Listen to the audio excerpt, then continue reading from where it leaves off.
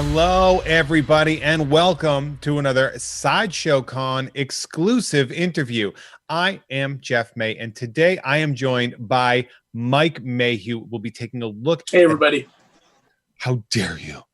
We're going to be taking a look at his She-Hulk fine art print. Mike is drawing comic pages for Vampirella, Avengers, Star Wars, many other characters. And Mike, I'm so glad to have you. You are a very good friend of mine, and I was delighted that I was going to get to spend some time with you so we can talk a little bit more about you. How you doing? That's cool, man. I always have fun chatting with you, Jeff. How are you right now? You seem to be a pretty busy guy right now. Are you busy right now? Very busy. Yeah, I was telling you earlier, I was in the studio at like 4:30 this morning. I got sketches for a cover I got to turn in today. I got a cover painting due at Marvel today. I've got a DC cover painting due this week, all big stuff. I got my own store variants I'm producing. It's just never a dull moment. Yeah, you are. I have said this before out loud, and I will say it again. You might be one of the busiest people I've ever met, in a very good way. Huh. You're a professional juggler. You've got so many amazing things going on, and you nail each and every one of them. And so I'm so excited to do that. But let's talk about you. Let's talk about what makes you tick. I know. But I've been wanting to know. I've talked to a couple of artists lately, and I really want to know, like, when did art start for you? When did you start to sort of realize that you wanted to do this? Yeah, well, I would say primarily, I'm an only child, and I would draw to pass the time. I would often find myself, with my parents at a friend's house or something, and the adults would be talking, and they'd put a pad of paper in front of me, and I'd go to town. And I draw all the characters from the shows I like Planet of the Apes or Adventures of Superman. And, I maybe read comics a little bit here and there, but I was just a big sci-fi horror kid. And, then when Star Wars came out, I was 7 years old, and it was just drawing Star Wars all the time, in class. Kids would stand around and, watch you draw Star Wars versus Battlestar Galactica or something like that. And then you just start to get known as the art kid, the kid that can draw. People are asking you to draw things for different events or, decorations or whatnot. And, that led to a love of comics and comic art. It's interesting. I like that was the transition, that it started the way many comic fans do now, where it started through a different medium. For you, TV, for many people, film, etc., and then to sort of bleed into now I'm really diving into comics. And I should qualify that I was probably into comics outside of Marvel and DC, more like the war and horror magazines when I was a littler kid. So creepy, eerie, Vampirella.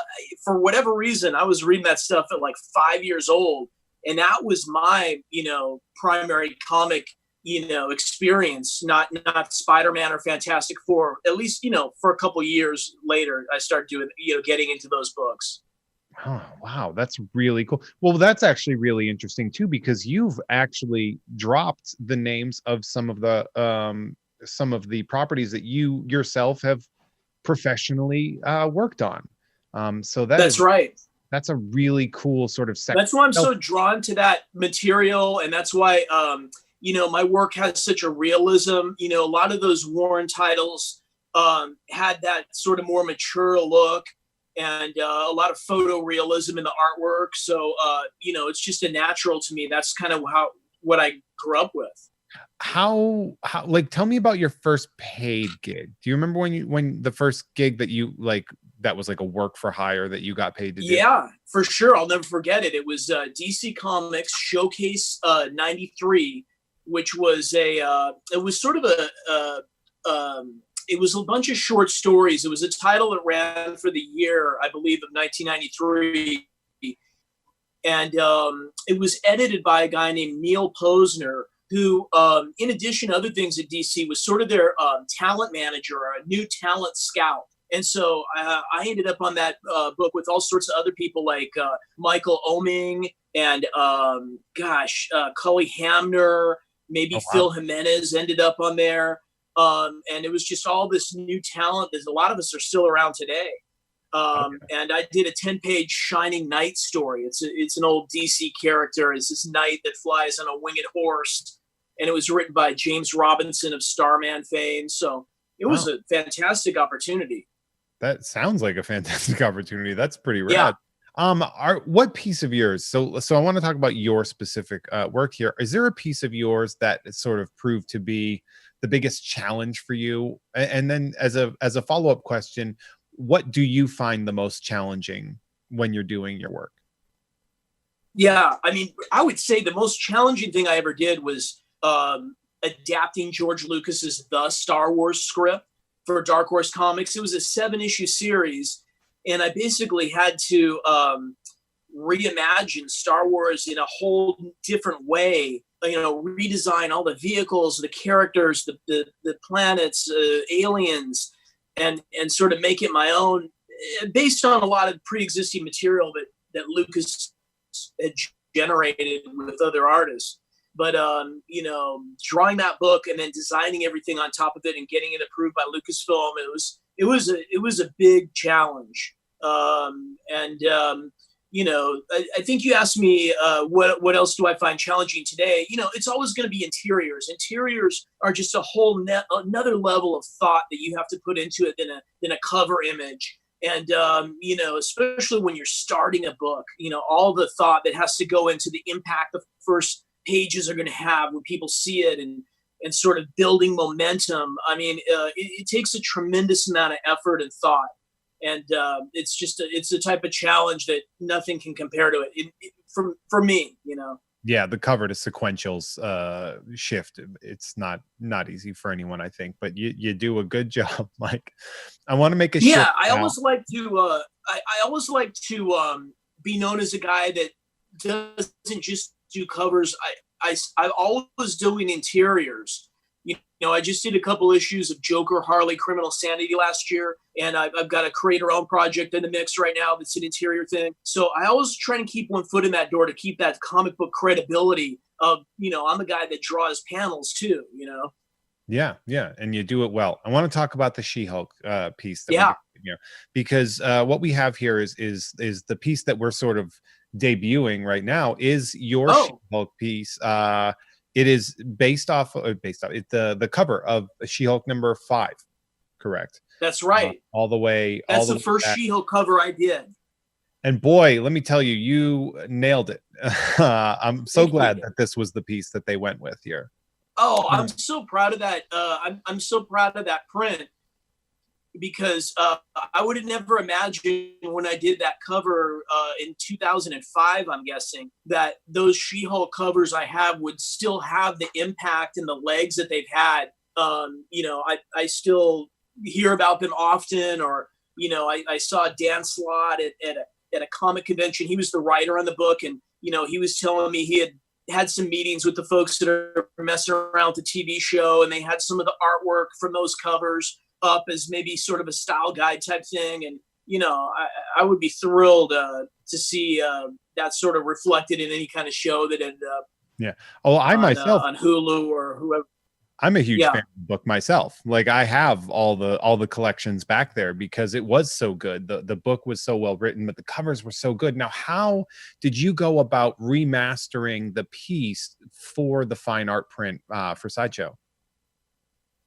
Well, it was a little unusual because, you know, I always color my own artwork now, or I paint it. And I like having the color files, you know, the final high res file that the book is, or the cover's printed from, the artwork's printed from. But back then, a studio called Avalon Studios, run by Brian Haberlin, colored all my stuff.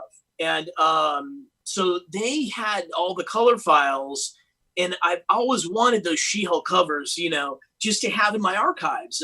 And Brian sort of dug up some in a hard drive, but that one wasn't in there.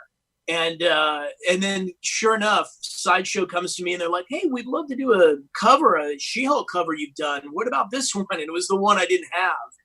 But somehow I had almost like the flattened color, the flattened digital color. And the other thing I had was the original artwork. I love that artwork. In fact, behind me, you can see 2 She-Hulk covers for issue 7 and issue 8. I love the artwork so much, it's in my office. So I've never sold that She-Hulk #5 cover. So I was able to scan that, and I had the high res black and white art, and then I was able to layer that over the flattened color, and it ended up looking pretty great. And we did a few tweaks here and there, but I'm really excited of how it came out.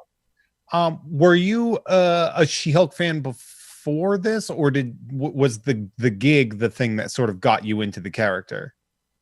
No, I was a massive She-Hulk fan because so you have to think back around 1985. I was about 15, 86, 16. She-Hulk, John Byrne was the top of the food chain in comics. I mean, I had followed him on X-Men, and he was on Fantastic Four. And I think I'm remembering this properly. She-Hulk became a member of the Fantastic Four. And it was just so fun. You weren't, she was just a great member of the team. And there was always this sort of sense of humor about her. And it was just a really kind of a different character at the time. And then when John Byrne did She-Hulk #1, I'll never forget that cover and that book. I just adored that book. It had a real sense of humor and comedy about it, and she would often like break the fourth wall and talk to the audience. Yeah. At the time I was a big fan of the show Moonlighting, which was doing that type of stuff, and it just seemed to be the coolest. She-Hulk was like a really cool book, and I'm sure Dan Slott was conscious of that when he wrote those stories I did the covers for, and sort of made it his own and developed her even more. But I really love that character. I think she has so much appeal and potential. And I'm a huge She-Hulk fan. Yeah, I'll always remember that #1 cover where she's holding up the original She-Hulk #1 cover. Yeah. Says, all right, you better buy this one or I'm going to go to your house and tear up all your X-Men. Right. I ate that up when that came out. It was just, that cover couldn't have been more perfect. And I bought every issue. I remember, couldn't wait to get the next She-Hulk issue. And I'm so glad that you got to work on there. I'm very glad that you because I have my relationship with Sideshow, to see that you have developed a relationship with Sideshow, a working relationship, and to see this print sort of come to pass. And I can't say anything legally out loud, but I have a feeling this isn't going to be the only thing that we're going to see from you. No. In Sideshow. And I also from Sideshow, the first print they released for me was my Vampirella Roses for the Dead cover, where she's in these red satin sheets. And man, I mean, the quality of the print is just glorious. And that's available now, I believe, if it hasn't sold out.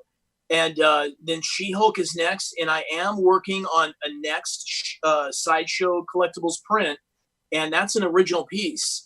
And man, that's another one I could not be more excited about. A character that's like, just I can geek out for a while, and I've already sort of sent in some concepts and got them approved by Marvel, so I can't wait to start painting that. Ooh, you just gave us a hint. It's a Marvel piece.